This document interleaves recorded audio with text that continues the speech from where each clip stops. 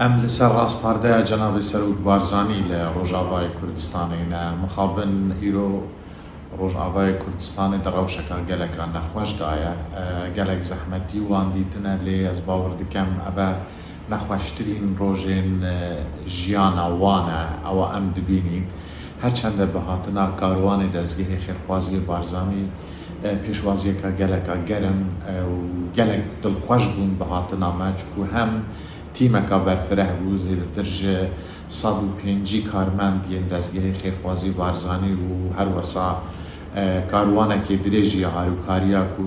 پیکات بوج 110 سیاران هفته و 67 تر و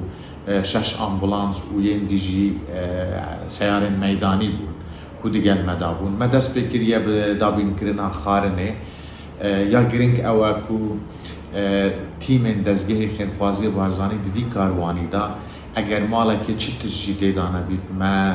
او هزر کریه یعنی ما او برنامه دانا یا کو پیتوین وان همی بهینه دابین کرنه لخیوت لخارنه لجلو برگا لدوشک لباطانی و نوع دین خارنه ین پاقش کرنه سلا صحیاتا و تیمان وجداری پشکنین بوانا دکت همی اف پیتوی هاتنه دست برکرن و یالوی گرینگ ترجی او ما زاروک لبیر نکرنه پیتوین زاروک آجی ما دابین کرنه به پاکیجه که جلو برگان و همیه گرینگ تر او کو بردوام باشوری کردستانه کو او هوا هاتیا را گهاندن جالیا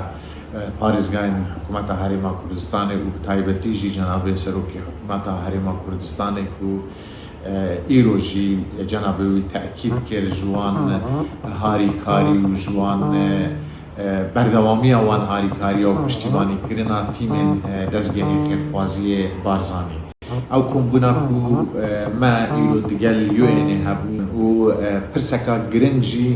ما هبو او جي چاوا ام بيك با اليكاريا كوبانه بك طبيعي بلي UNHCR UN اوچا جي بجدار بدو كومبونه دا هولدان تينا كرين كو د وقتك نزيك دا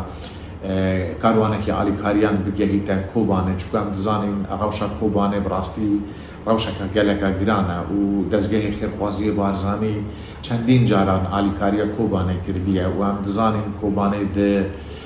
جیهانا مروایتی دا و الجم کردان جی و بتایبتی جی الجم دزگه خیرخوازی بارزانی جه کی تایبت هیا البر هنده جی راستی